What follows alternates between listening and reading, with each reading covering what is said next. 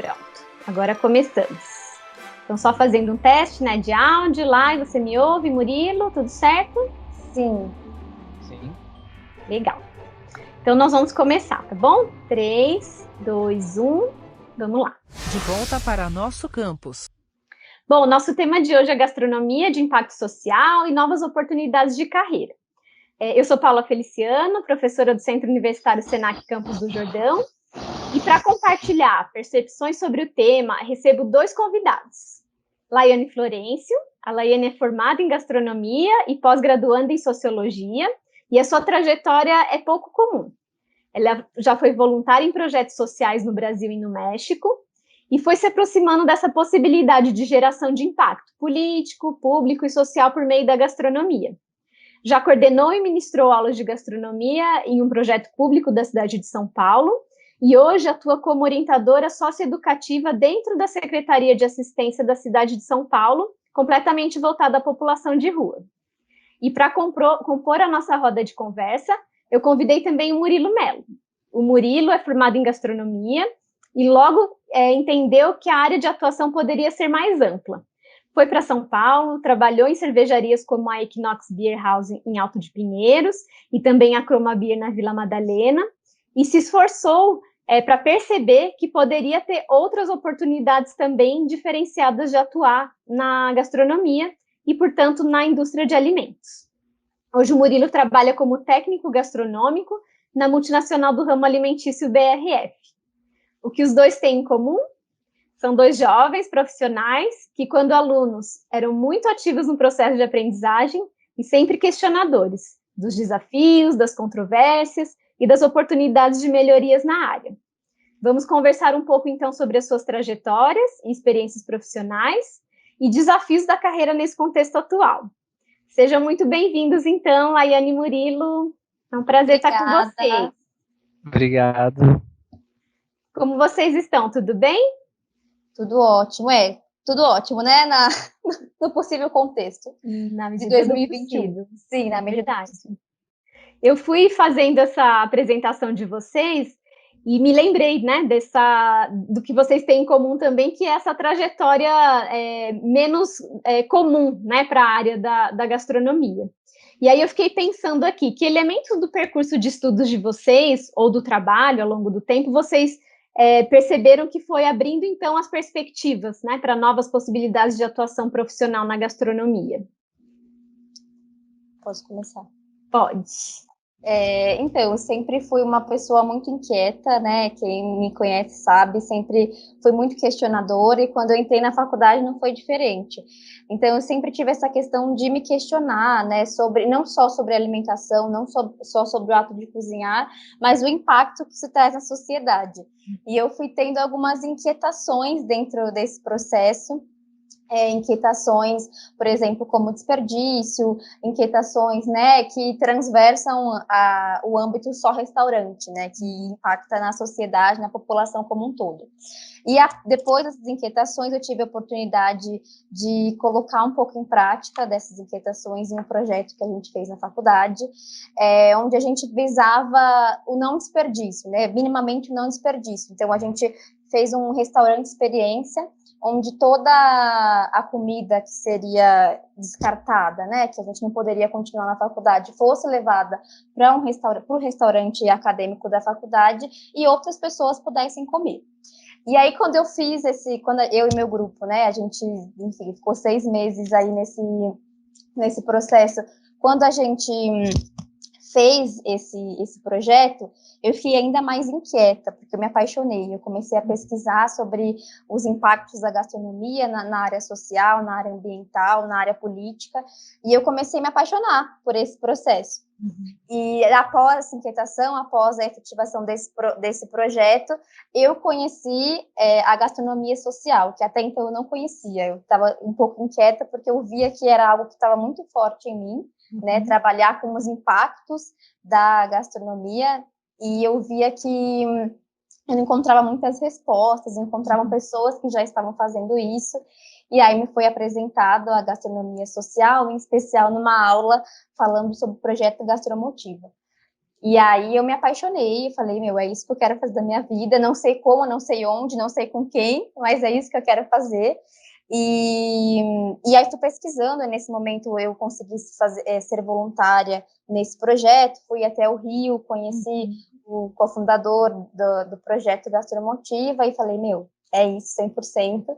E aí quando eu me formei, eu já não sabia que estava fazendo a gastronomia social acontecer, estava um pouco nebuloso, mas quando eu me formei, comecei a trabalhar numa ONG, e por coincidência, essa ONG, a gente só recebia, entrei como cozinheira, e a gente só recebia alimentos que seriam desperdiçados ali perto do Sacolão, na Zona Sul de São Paulo.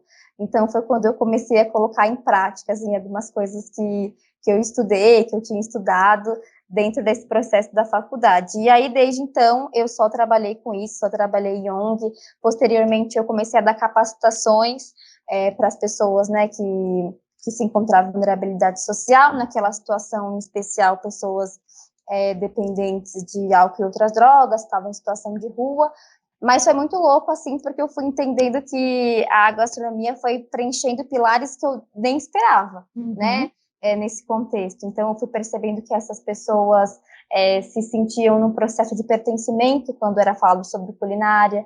Eu entendi que essas pessoas entravam num processo de tratamento da saúde mental, quando ela entrava em contato com a gastronomia, com a culinária. Então, eu fui percebendo que dentro desse processo, realmente transversa só o universo restaurante. E desde então, estou nesse contexto. É um pouco como se você conseguisse ter dado nome àquilo que talvez, né, intimamente você gostaria de ter como atuação profissional, mas que, ao menos, antes de nomear, você não conseguia identificar como isso poderia acontecer, né? É mais ou menos isso. E era uma angústia muito grande, assim, né? Porque não tinha uma nomeação. Na faculdade, eu percebi que eu queria trabalhar com impacto social, que eu queria trabalhar, enfim, com pessoas, né, que estavam em vulnerabilidade, desligando um pouco também da questão do desperdício, enfim, era tudo muito nebuloso. Então, quando eu consegui encontrar um norte, um nome para isso, as coisas foram ficando mais claras, assim. E com certeza, meu primeiro contato, né, com gastronomia social nessa ONG foi um divisor de águas, assim, para eu me entender pertencente desse processo também. Muito legal. E, Murilo, você está aqui com a gente, né? Estamos. E para você, como foi, né? Ou seja, o que foi te abrindo, né, a mente para poder pensar em uma possibilidade diferente de atuação profissional que não fosse exatamente ligada a desenvolver habilidade culinária, né? Que normalmente é o mais direto, né? O que a gente mais diretamente faz na gastronomia. Então, eu acho que a resposta para essa pergunta, ela tá até antes mesmo de eu entrar na faculdade, né? Porque eu acredito que muitos dos nossos colegas, eles entraram no curso de gastronomia já com alguma experiência prévia, mesmo que familiar, né, com cozinha. E eu, na verdade, por alguns problemas, eu tive que voltar para Campos do Jordão, que é a minha cidade natal, e assim, eu tinha que fazer uma faculdade e a opção que eu tinha em Campos do Jordão era gastronomia. Então, eu acabei entrando na faculdade sem ter tido qualquer tipo de contato prévio antes com cozinha ou algo do tipo. E eu fui me descobrindo assim, né, ao decorrer do curso, eu passei a gostar tanto de estar nesse ambiente, porque querendo ou não, a gente está sempre trabalhando em equipe, há uma dinâmica, né, muito muito presente. E no decorrer do curso, né, em uma das disciplinas, a gente tem o estudo de bebidas. Eu acabei me apaixonando pela forma como era feita a cerveja, assim, porque eu achei todo o que envolvia o processo de fermentação algo tão, tão dinâmico, tão vivo, que eu acabei me apaixonando muito assim, e desde então eu passei a estudar muito sobre cervejas, eu acabei até me dedicando mais especificamente nesse tema antes mesmo de terminar a faculdade. E posteriormente, né, assim que eu terminei a faculdade, eu tive a oportunidade de fazer o curso de sommelier de cervejas, aonde eu conheci ainda mais, né, sobre esse universo. E por uma questão assim da vida mesmo, eu tinha muita vontade de vir morar em São Paulo. eu acredito que a gente sente alguns chamados assim, né? E eu sentia que a cidade de São Paulo me chamava. Então, numa conversa com o meu professor do curso de sommelier, ele falou, cara, tem um amigo que está abrindo um bar em São Paulo, você topa? E assim, eu super cru, né, ainda recém-formado, falei que topava, e, enfim, aqui em São Paulo as coisas foram acontecendo.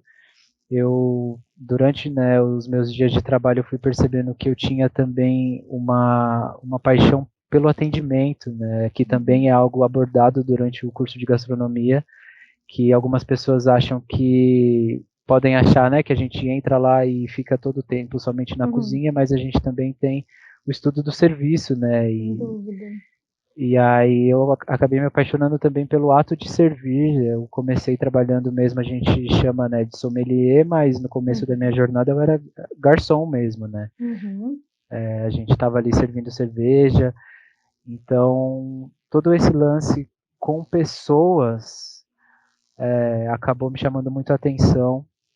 Então, eu acho que desde o meu início na faculdade de gastronomia até hoje, onde eu atuo, né, dentro da BRF, o que me moveu foi o meu contato com pessoas, o fato de poder estar em equipe me faz muito feliz assim na profissão. Então, eu acho que o curso foi me trazendo essa possibilidade de novos horizontes, porque eu identifiquei em mim uma paixão por estar com pessoas mesmo. Muito legal, Murilo, ouvindo você, né, e pensando um pouco no que a Laiane falou anteriormente, o que você completou agora, eu penso que talvez para vocês, né, terem aberto essas oportunidades profissionais também não necessariamente foi alguma coisa muito, muito fácil, né, porque quando a gente se distancia um pouco daquele perfil padrão, né, de atuação profissional, requer da gente essa capacidade mesmo, né, de observar encontrar solução, né? Encontrar oportunidade onde talvez muitas pessoas podem olhar como um problema somente, né? E pensando também na nossa área, né? Na gastronomia, que a gente lida diretamente com a qualidade do alimento e também, né? Acho que essa talvez seja a relação talvez primordial, né? Com a gastronomia para nós, mas ao mesmo tempo aqui no Brasil é um contexto bem desafiador, né? Porque significa que a gente necessariamente, quando a gente pode escolher, né, o que a gente vai comer pela qualidade, a gente está num nível social, econômico distinto, né? Que nos oportune fazer essa escolha. Pensando um pouco, né, como a gastronomia, como vocês participaram do processo mesmo, né, da educação, e também o estudo é sempre muito dinâmico, né? Então, o que vocês aprenderam naquele momento, talvez hoje na prática profissional vocês podem ver que pode ter outros caminhos também, né? Vocês têm percebido, como vocês percebem, né, esse saber gastronômico que vocês adquiriram, como que ele está aplicado, né, no dia a dia profissional de vocês? Vocês acham que a gente, né, está conseguindo realmente ter uma possibilidade de atuação na gastronomia mesmo para além do padrão, né? Para além daquela possibilidade padrão? Bom, eu acho que o primeiro passo para responder essa pergunta é trazer um pouco da responsabilidade, né, que é a nossa atuação mesmo de cozinheiros, enfim, pessoas que em dado momento se dispuseram a estudar o alimento e a alimentação no geral, a responsabilidade que nós temos no contexto, enfim, atual do Brasil, né, e entender que essa responsabilidade, eu acredito, e eu fui entendendo, assim, no decorrer do processo mesmo, né, que quando eu saí da faculdade, eu não tinha esse entendimento tão amplo como eu tenho agora, que essa responsabilidade vai muito além do âmbito de uma cozinha, né, de um restaurante. Essa responsabilidade, ela transversa tudo isso, e eu acho que cada vez mais a gente precisa entender que nós, mais uma vez, cozinheiros, pessoas se dispõem a estudar sobre o alimento, a alimentação, os processos, cadeia alimentar, precisamos ocupar espaços, né? Então, assim, quando eu saí da faculdade, foi muito difícil, porque era pouco falado, né, sobre pessoas da gastronomia que atuavam, pensa, na assistência social, pessoas da gastronomia que atuavam na saúde, enfim, na sociologia, e eu acho que, assim, eu fui descobrindo, e hoje, né, já se passaram, enfim, quase 4 anos da nossa formação, E eu vejo cada vez mais esse espaço sendo ocupado, né? Então, está sendo ocupado dentro da assistência, como eu atuo, né, desde a minha formação, mas também está sendo ocupado dentro da saúde, está sendo ocupado dentro da indústria, como é o caso do Murilo, está sendo ocupado na antropologia, na sociologia, eu acho que tem que começar a ocupar na farmácia, tem que começar a ocupar na engenharia, e eu acho que esse é um pouco, né, da questão, assim, essa responsabilidade que a gente tem, entender que não é vou tentar ocupar um espaço, para ocupar um espaço, né, a gente está aqui realmente para fazer uma revolução, e eu acho que quando a gente se dispõe a estudar e entender os processos como um todo, dentro da alimentação e tudo que envolve, a gente consegue fazer impacto quando a gente ocupa esse tipo de espaço. Então, eu acho que, para mim, né, nesse tempo, foi muito importante eu entender que não era, igual você falou, né, um pouco anormal, um pouco um peixinho fora d'água ou estar em outro contexto. É muito saudável, inclusive, cada vez mais tenho que chamar pessoas para estar nesse contexto comigo. E tem uma frase, né, que a gente fala bastante, e eu fui entendendo muito nesse processo que comida é um direito de todos e não um privilégio, comida é um direito de todos e não um privilégio para poucos, né? E eu acho que eu mudo essa frase depois que eu saí um pouco do contexto, como o ato da alimentação e o direito da autonomia pela alimentação é um direito de todos, né? E quando a gente vai ocupando espaços como a assistência, a saúde, a própria indústria, a gente vai entendendo que esse direito, ele é consolidado pela gente mesmo, né, que está na linha de frente ocupando esses espaços. Sem dúvida, muito legal. E Murilo, aproveitando esse gancho, né, que a Laiane comentou, você trabalhando, né, como que é a sua atuação na indústria, né, conta um pouquinho pra gente, né, o que você acha qual é a diferença, né, que um gastrônomo consegue ter oportunidade de fazer atuando na indústria da alimentação? Sim, eu sinto que durante todo o período no qual a gente estava estudando, né, a gente estava aí no curso de gastronomia, como eu disse, era tudo muito novo para mim, então tudo que me interessava eu absorvia, né, como eu cheguei muito cru, eu acho que eu fui absorvendo tudo o que eu achava interessante, assim, para chegar no final do curso, assim, uma pessoa completamente diferente da pessoa que eu entrei. Então, assim, os saberes, né, que nos foram passados durante esse período do curso, hoje eles refletem no meu trabalho de uma forma muito relacionada, mais uma vez, ao trabalho da equipe como um todo mesmo, né? A gente percebe que um prato, quando ele é servido, ele passou por toda uma gama de processos dentro da cozinha e antes, né? Então, atuando hoje na indústria, eu tenho a sensação de que eu penso no nosso cliente final, o cliente que vai até a nossa loja e compra os produtos da empresa. Eu sinto que não são todos que possuem, né, a visão de que aquele alimento que eles vão estar preparando na casa deles passou por todo um processo anterior. E, de repente, por uma questão de praticidade, por uma questão de costume, eles consomem esses produtos cada vez mais. No entanto, como eu tive a oportunidade de saber, né, a origem desses produtos, a quantidade de processos, né, que envolve até esse produto estar sendo ali vendido, faz com que eu e os meus colegas possamos ter conversas que enriquecem muito, né, a equipe em primeiro lugar, e depois a equipe tendo contato com os clientes também acaba passando esse conhecimento adiante. Então eu acho que é um trabalho lento, um trabalho de formiguinha mesmo, mas eu sinto que, tendo tido a oportunidade de estudar gastronomia e atuando hoje na indústria, a gente cada vez mais consegue passar esse conhecimento adiante, até para os clientes entenderem cada vez mais a origem daquele frango, a origem daquele porco, a origem do corte, a diferença entre os cortes. Muito Acredito legal. que está bem ligado a isso, assim, é um processo de aprendizado contínuo mesmo. E de comunicação, né, Murilo? Bastante importante mesmo, né?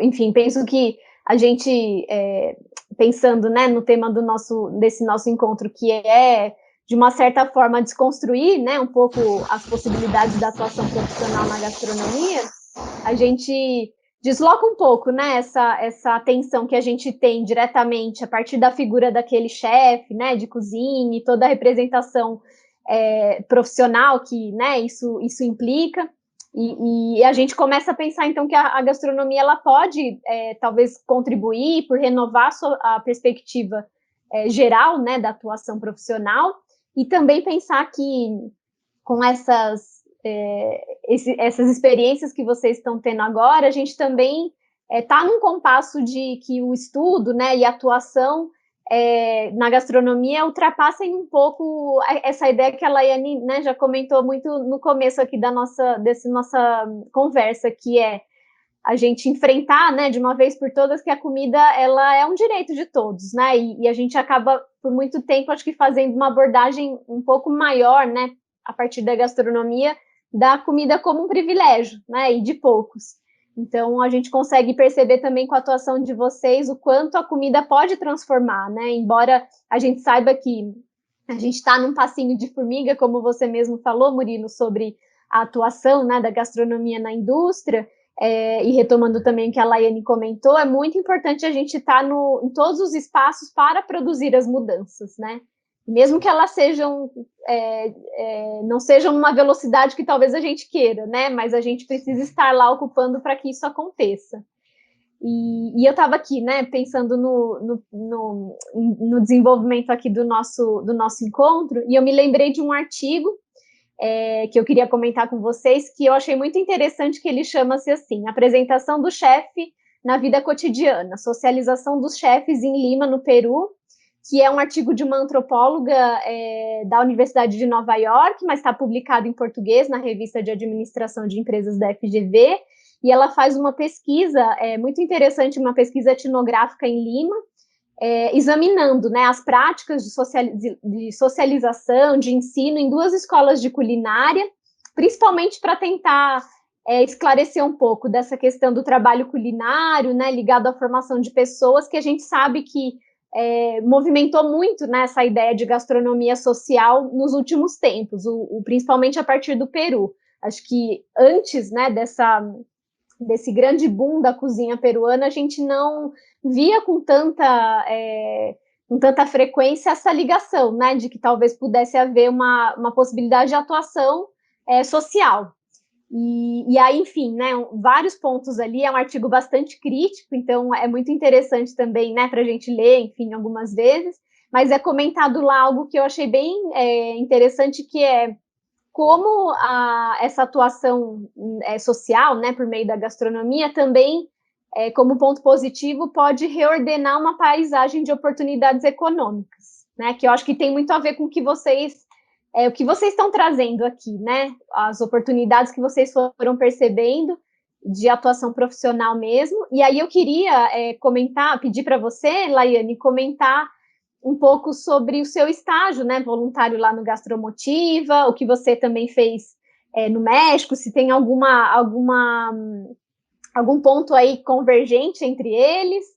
E também eu sei que você está fazendo um estudo, né, sobre alimentação, o sentido da alimentação para a população de rua, né? Então, como que você vê essa questão mesmo, né, da gastronomia estar voltada para um aspecto social a partir das suas experiências? Então, esse trabalho voluntário que eu fiz no Gastromotiva, no Rio, foi na sede mesmo, né, do Gastromotiva na Lapa, e foi tudo muito recente, assim, eu estava na faculdade ainda, eu tinha acabado de descobrir, né, de conhecer, enfim, o Davi, o cofundador, o que eles faziam, e aí eu me inscrevi para ser voluntária no refeitório, né, porque eles trabalham com 2 vertentes, né? Capacitação para jovens e para as pessoas que, enfim, se encontram em algum tipo de vulnerabilidade social naquele momento. E eles trabalham com um refeitório, que é um restaurante para as pessoas que estão em situação de rua, onde eles servem entrada, prato principal, sobremesa com insumos e alimentos que estariam bons para consumo, mas seriam desperdiçados por algum motivo de logística, né? E aí eles têm uma organização na logística do Rio de Janeiro que leva esses insumos até lá, e aí os chefes do dia, também voluntários, fazem um cardápio juntamente com os estudantes que já estão no curso de capacitação. Então, nesse processo, eles precisavam de muitos voluntários, né? Desde para lavar prato, para preparar comida e para servir a população de rua. E eu não tinha tido contato nenhum ainda com pop rua nesse contexto, é a primeira vez que eu atuei, assim, de frente, e eu fui, e aí eu fui convidada, eu fiz a inscrição e fui convidada para servir as pessoas naquele momento. Então, assim, foi muito importante, e que eu percebi que era, e lá também uma observação, que lá eles não trabalham com proteína animal, né, pelo menos quando eu fui fazer esse trabalho. Então, assim, eles recebiam tudo que você possa imaginar que seria desperdiçado, de folha, de hortaliça, de fruta, enfim, oleaginosas, e eles faziam um cardápio. E aí eles faziam um prato lindo, eles empratavam de uma forma, assim, surreal, e eles tinham uma logística também com a assistência, né, com a Secretaria de Assistência da cidade, para eles fazerem esse trâmite, porque só cabe 90 pessoas, então eles tinham um rodízio já na cidade, o projeto já fazia parte da Secretaria da Assistência, então era muito legal, né, então os meninos meio que já, os meninos, né, as pessoas em situação de rua já sabiam quando elas poderiam, né, ir no restaurante comer, então era muito legal, que era muito organizado. Então, foi meu primeiro contato, eu fiquei, assim, muito excitada mesmo, né, com a possibilidade que eu vi ali, né, eram pessoas que não tinham contato com uma alimentação digna, elas comiam o que as pessoas achavam que elas deveriam comer, uma alimentação que não era nem um pouco balanceada, né, falando no caso da nutrição mesmo, e ali elas tinham uma preocupação desde da questão nutricional, da questão social, até do empratamento, né, que era a finalização. Então, foi o meu primeiro contato, assim, com a gastronomia social, e aí depois eu comecei a trabalhar nessa ONG que eu comentei anteriormente, e era muito parecido, por coincidência, esse meu trabalho, a gente era uma ONG no começo que não tinha quase nenhum recurso, e aí a gente dava curso de capacitação para as pessoas que estavam em situação de rua, com a questão da reinserção social, né, e elas precisavam se alimentar no espaço, só que na época a ONG não tinha verba para comprar alimento, a gente fez acordo com os mercados, com sacolões, e aí tudo que seria desperdiçado, eles levavam até a organização, e eu fazia o cardápio, assim, então, se a vida me desse bananas, eu tinha que me virar com a banana do A a Z, sabe, se me desse chuchu, era do A a Z, então eu percebi a importância, né, que esse trabalho lá atrás teve, porque assim, eu tinha que usar minha criatividade, eu estudava bastante, porque assim, não era só uma questão de usar o alimento como um todo, como uma preocupação social, eu tinha que usar o alimento como um todo para aquelas pessoas comerem, né, então foi muito, muito interessante, né, pegando um gancho assim, do meu trabalho, com esse trabalho voluntário que eu fiz, que teve uma similaridade bem grande. E aí, em 2019, eu também tive a oportunidade de fazer um trabalho voluntário no México. Então, na verdade, foram 2 projetos, um voltado para as crianças, enfim, em situação de vulnerabilidade, e lá a gente dava alguns cursos, e um desses cursos também era culinário, então, assim, as crianças eram apresentadas, né, com uma questão lúdica mesmo, com o preparo, então a gente trazia muita comida típica do Brasil, e a gente percebia que para elas tinha uma importância e uma relevância muito forte. E o meu segundo projeto, mais uma vez, eu acho que assim, gente, não tem, eu tenho que trabalhar com isso mesmo. Mais uma vez eu fui trabalhar num asilo, eu ficava na cozinha, e era um asilo social, então a gente não recebia, eles, né, não recebiam nenhum auxílio do governo, e eles também só recebiam doação. E na cozinha não era diferente. Então, era assim, quase 100 idosos, e todos os dias a gente recebia doação de sacolão, de mercado, e era uma colocar a criatividade para funcionar e as habilidades, né? Sim, e era uma cozinheira também, então assim, eu peguei na mão dela e falei, quem viveu sabe, vamos lá. E aí Sim, a gente a gente fazia o cardápio também diariamente, né, através dessas doações, e assim, a gente empratava, e aí para os idosos, então para eles eu sentia que aquela comida, ela vinha muito mais como uma questão afetiva, mais uma vez também pensando nas questões nutricionais, mas eles recebiam essa alimentação muito mais como uma questão afetiva, como qualquer outra coisa. E aí eu fui percebendo ao longo de todo esse processo a importância mesmo, né, do direito da alimentação digna, independente de onde venha esse alimento. Porque eu trabalhei basicamente o tempo todo com alimentos que seriam desperdiçados, né, que muitas pessoas considerariam como lixo ou não aptos para alimentação. E aí a gente transformava tudo isso em afeto, né, na hora de servir, em nutrição, enfim. Então, esses foram os 3 pontos em comum, assim, que eu tive na minha vida, falando da gastronomia social voltada, né, para o reaproveitamento integral dos alimentos. Muito legal, Laiane. E aí, enquanto você estava falando, né, como o nosso encontro aqui é para tentar, né, novamente desconstruir um pouco da ideia de atuação profissional, Murilo, queria te perguntar, né, uma das desconstruções, né, que a gente pode pensar realmente a gastronomia talvez colaborar, né, e por que não mudar, né, os paradigmas ou mentalidades do setor produtivo, como, por exemplo, né, de processos da indústria também. E aí a minha pergunta para você assim, o que você, né, diria se alguém da gastronomia, algum aluno que agora, né, está passando pelo processo aí do estudo, se interesse por trabalhar nessa função como você está desempenhando também, o que você poderia dizer que são elementos ou habilidades importantes, além do que você falou de trabalhar em grupo, né, que acho que percebi que é uma coisa bastante importante, né? Sim. Quando você apresentou para a gente aqui, né, o intuito dessa conversa, enfim, eu vi que estava linkado um livro chamado Isso Não É Apenas um Livro de Receitas, né? E eu tinha deixado grifado um trecho desse livro que me chamou bastante atenção e eu queria responder essa pergunta partindo desse trecho que eu grifei. E nesse trecho está escrito: ao consumir um produto ultraprocessado, eu estou apoiando essa indústria politicamente, agindo na sua prosperidade.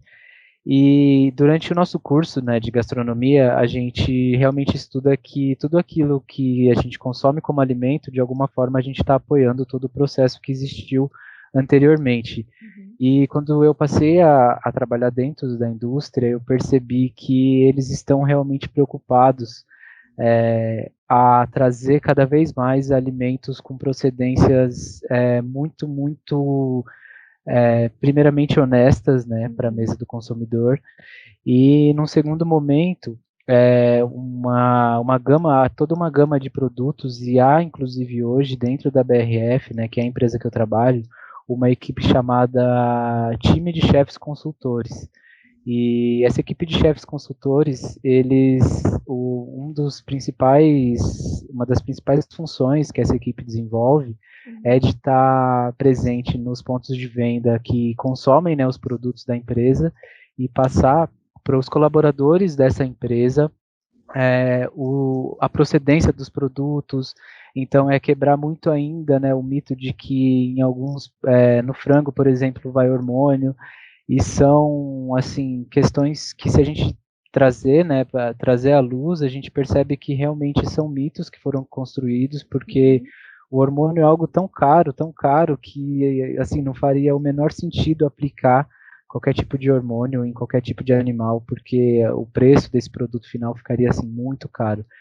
Então, hoje dentro da BRF eu vejo, no primeiro momento, essa equipe de chefes consultores trabalhando para cada vez mais e mudando, né? Então, para os alunos que se interessam, né, em trabalhar na indústria, se identificam com essa premissa de trabalho, há essa possibilidade. E puxando um gancho um pouco do que a Laiane falou anteriormente, eu vejo que a indústria ela vem a público também como uma forma muito de vender não só o alimento, mas também o afeto, né? As publicidades, tanto da BRF quanto de outras empresas presentes na indústria, elas sempre são ligadas ao afeto, ao aroma. Então, não é como se, devido ao fato de estar na indústria, nós somos meros contratados para estar realizando um processo industrial. A gente trabalha com alimentos e eles percebem isso desde, né, dessa equipe responsável por passar isso adiante, quanto no consumo do cliente final através das publicidades. Então, não é como se fôssemos robozinhos, né? Há também uma possibilidade de trabalho bem ampla. E também, né, Murilo, o que você comentou, né, a gente acaba generalizando sempre muito, né, e eu acho que faz parte também desse nosso momento atual, né, de sair um pouco dessa dualidade, né, ou algo é muito bom, ou algo é só bom, ou algo é só ruim, né, e a gente perceber que existe, né, dentro dessa cadeia da indústria, né, possivelmente alguma empresa que talvez não faça, né, o seu dever de casa corretamente, mas existem muitos outros que fazem. Então, acho que é para que a gente também perceba as nuances, né? Não dá para a gente generalizar e achar que toda uma categoria, né, é o lado ruim e colocar essa dualidade, porque realmente a gente não vai avançar muito dessa forma. Com certeza. Né? Eu fiquei aqui pensando também que eu participei de um evento, né, online o ano passado, e me chamou a atenção um texto que foi depois, foi publicado depois, né, de um chefe basco, que é um texto que fala, chama-se Insustentáveis, né, o título é Insustentáveis, e lá ele comenta que, falando, né, um pouco do que a Laiane comentou também, o que você trouxe, ele faz um paralelo mencionando que, né, tomadas as devidas proporções, a fome, no contexto histórico, em algum momento ela também foi alguma força mobilizadora de pequenas transformações culinárias. Então, por exemplo, né, aquele leite esquecido, que de repente passou por um processo de fermentação e que depois a gente, né, mais para frente, culturalmente associou, né, a um queijo, por exemplo. E aí, ao mesmo tempo, ele também fala sobre o desperdício de alimentos, né, traz à luz, que eu acho que é uma coisa que, tanto na sua atuação profissional na indústria, né, você já comentou isso também, a Laiane falou bastante também sobre o uso integral, né, dos alimentos, e esse chefe, que é o Andoni Aduriz do Mugaritz, ele convida a gente nesse texto para a gente repensar, né, alguns termos culinários, como, por exemplo, resíduos, né, descarte, sobras, lixo, um pouco para a gente pensar que talvez, né, a nossa forma de se relacionar com isso é o que vai fazer a gente transformar problema, né, talvez em solução ou em aplicação melhor para essas partes, né, dos alimentos. Acho que é um exercício bem importante, né, a gente tentar ressignificar na nossa semântica culinária, né, os papéis, né, do ingrediente, dos espaços, dos produtos. Porque eu penso assim também, né? Quando um alimento ele é constituído, por exemplo, o brócolis, não está escrito em nenhum lugar, olha, vamos usar apenas a cabeça do brócolis, né? O miolo a gente descarta porque é lixo. A mesma coisa o abacaxi, pegando coisas aleatórias aqui que vem na minha cabeça. Então, abacaxi, ninguém sabe assim, não, a gente só vai usar o miolo do abacaxi, porque a casca é lixo, não dá pra fazer mais nada. Então, quando você fala, né, sobre essas palavras, assim, lixo, descarte, em nenhum lugar veio escrito, né? A gente que, por algum processo e otimização ou, enfim, perfeição de um prato, fomos excluindo esses elementos da nossa vida. E aí, quando você percebe, né, que, como foi no meu caso, que esses elementos, eles precisariam estar compostos na preparação como um todo, você vai tendo outra visão. E as pessoas também têm outra visão, as pessoas que consomem, né? Porque o preconceito com esses descartes, entre aspas, são muito grandes pelas palavras mesmo, né? Então, por exemplo, desde pequenininho escutar a casca da cenoura é lixo, a casca da batata é lixo. E, na verdade, não, né? É um alimento completo, composto como um todo. Sem dúvida. E me diga uma coisa, Murilo e Laiane, não sei se vocês já pensaram sobre isso, né? Mas o que vocês acham que a gente poderia, por exemplo, jogar fora ou descartar da prática culinária? Vocês já pensaram? Pararam para pensar nisso? O que poderia tirar? O que a gente poderia... Eu acho que a gente poderia, começando aqui pelo que vocês já falaram, né? Descartar a comida como um privilégio de poucos. Acho que seria um bom começo, né? Com certeza. Nossa, sim. ia falar sobre a questão do privilégio de poucos, né? Porque, assim, eu fico pensando até como a gente olha para a alimentação dentro de um restaurante e como a gente olha para a alimentação servida em determinados lugares, né? Parece que muda-se o contexto, né? Parece que tem um valor social muito maior. E a gente esquece do alimento bruto como um todo. E eu reitero, eu acho, essa questão da alimentação como um direito, né? E não só a alimentação, mas todo o processo do saber, né, gastronômico, todo o processo que vem lá desde onde ele saiu até a sua mesa. Eu acho que isso não deveria ser um privilégio de quem só estuda ou que tem um poder aquisitivo maior, né? Deveria ser um direito básico que deveria ser instituído com políticas públicas, né? Que a gente também não está aqui para fazer tudo isso sozinho. A gente tem, enfim, puxando aí também uma questão um pouco mais crítica. Eu acho que políticas públicas deveriam entrar cada vez mais no nosso país na questão da alimentação, para deixar de ter comida, por exemplo, de classe A, classe B, classe C. Isso não existe, né? Comida é comida. Então, eu acho que, puxando aí também um gancho, que a gente precisaria muito de políticas públicas que envolvessem a alimentação como direito básico de todo mundo. Eu acho que eu gostaria de descartar da prática culinária o ato de comer sem saber a origem do produto, sem saber o processo pelo qual ele teve que passar para chegar na mesa. Muito bom, Murilo. Nossa, uma prática mesmo urgente, né? Para que a gente não tenha esse modo mecânico, né? De se associar à alimentação. Exato. Sem dúvida. E me diga uma coisa, vocês dois, né? Pensando no contexto atual, né? Que tem trazido muitos desafios para a nossa área profissional, né? Que é o contexto da pandemia. Vocês, não sei, poderiam compartilhar um ou dois aprendizados que vocês acham que obtiveram no mercado de trabalho nesse tempo agora, né? Nos últimos tempos, e que vocês acham que são coisas interessantes para compartilhar aqui com quem vai assistir depois, né? Que vai ser o nosso alunado também da gastronomia. Bom, eu ia puxar um gancho agora para o meu projeto de pesquisa, que, enfim, começou na pandemia, e eu comecei nesse novo trabalho na linha de frente com a população de rua, também no contexto da pandemia, né? E uma coisa que sempre me questionou muito foi essa questão da relação da alimentação que a população de rua tem, né? Que as pessoas, na verdade, acham que deveria como deve ser. Como elas deveriam se alimentar, enfim, o que elas devem comer, o que elas podem comer, o que elas não podem comer. E sempre foi muito forte para mim, né? Essa questão até mesmo do descarte. Eu vejo muita gente falando assim, mas eu não queria mais comer, e aí eu fui lá e dei para um morador de rua. Eu não queria mais comer, eu fui lá e dei para uma criança que estava pedindo, como se aquela criança realmente gostasse do que aquela pessoa estivesse comendo. E aí eu escuto muito, muito a questão, mas ela não tem que escolher, né? Ela está nessa situação porque ela não tem que escolher.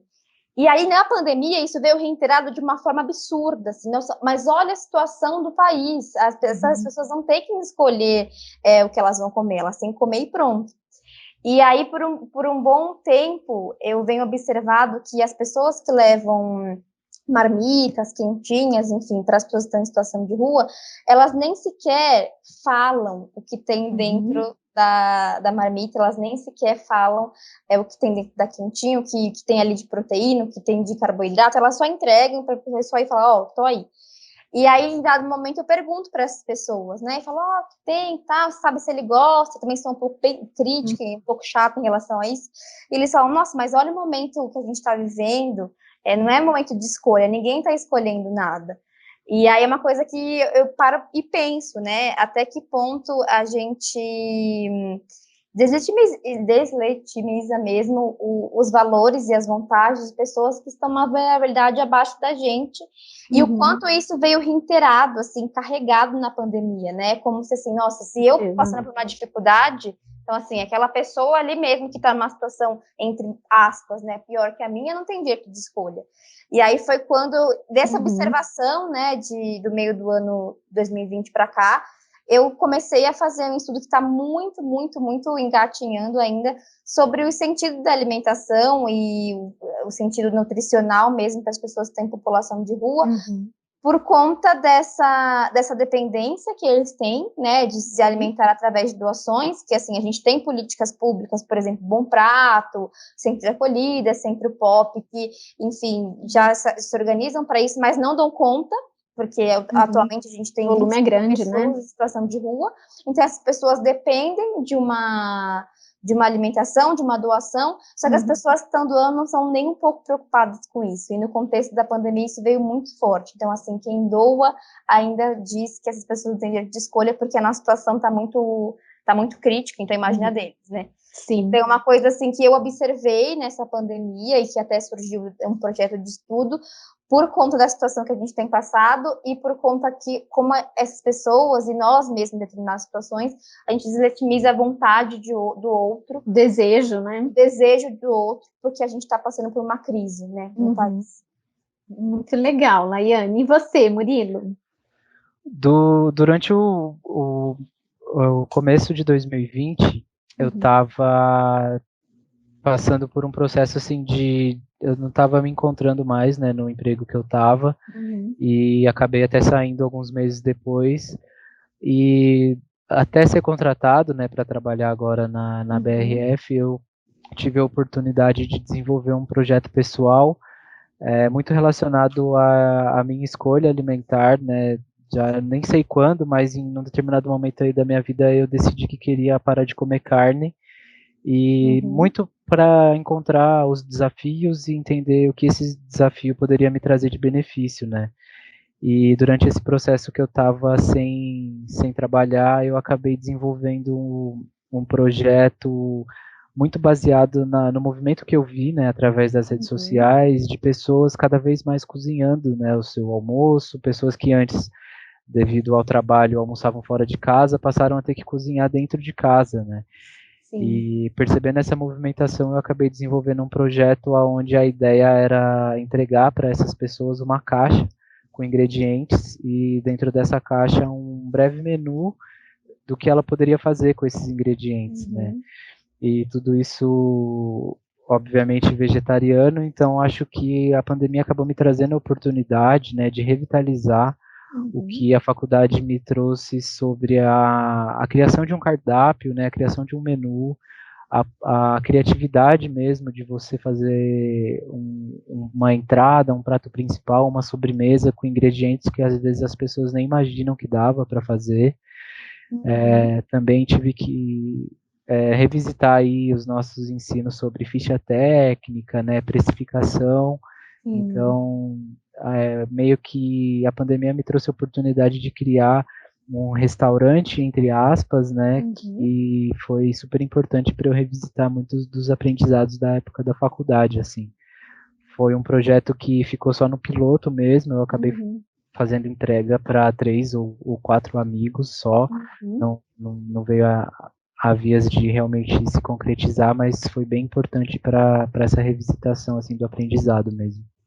Sim, muito legal. E esses conhecimentos que às vezes, né, durante o período da faculdade, às vezes a gente tem um pouco, né, não se aproxima tanto deles com mais profundidade, porque, né, claro, estar na cozinha acaba sendo bastante mais, às vezes, divertido também, mas que no final das contas, né, na hora que a gente precisa atuar profissionalmente, acho que são essas responsabilidades que vão ampliando as nossas oportunidades, né, de ocupar o espaço profissional. Então, é muito legal ouvir mesmo você falar, Murilo.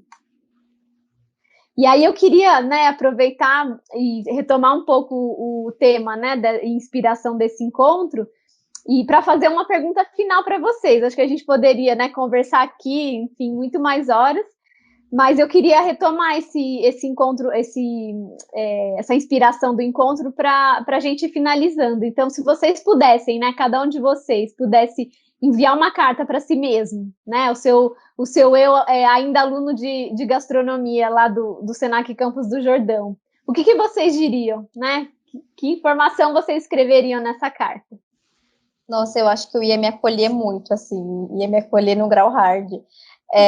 Mas, assim, não queria entrar muito no clichê, mas vou acabar entrando, porque eu acho que eu escreveria para mim e para outras pessoas, né, que a gente tem que acreditar muito nos nossos sonhos e nos nossos projetos. né? Então, assim, acredito nos nossos projetos, às vezes a gente parece que a gente está indo no sentido contrário da coisa, que a gente vai estar sozinho, não vai ter ninguém para estruturar, ninguém para nos dar apoio. E o primeiro ponto é esse: acredite no seu projeto, acredite em você, nos seus sonhos, por mais que, enfim, pareçam estranhos e vão de contra com a massa, né, daquele momento, da sala, da faculdade, enfim, acredite.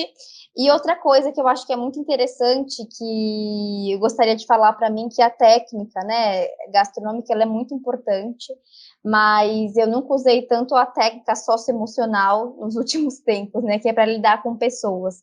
E a gente lida com diversas pessoas, né, dependendo da área que você vai trabalhar. Então, pode ser com cliente, pode ser, enfim, com chefe, você pode ser o chefe, pode ser com população de rua, pode ser com pessoas com vulnerabilidade, só que o tempo todo a gente precisa ter essa técnica socioemocional e entender que nenhum saber é mais absoluto que o outro, né? Quando a gente está disposto a fazer trocas legítimas, todos os saberes também são legítimos.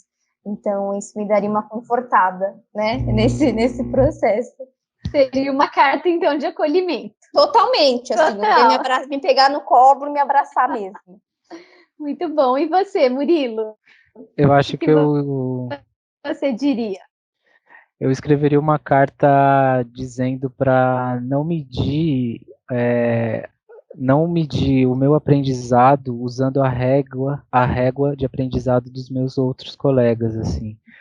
Porque a gente tem colegas, né, até hoje, enfim, se tornaram amigos próximos, que eles tinham uma desenvoltura muito grande dentro da cozinha, assim, e às vezes eu ficava até assistindo mesmo, assim, de onde veio essa habilidade, sabe?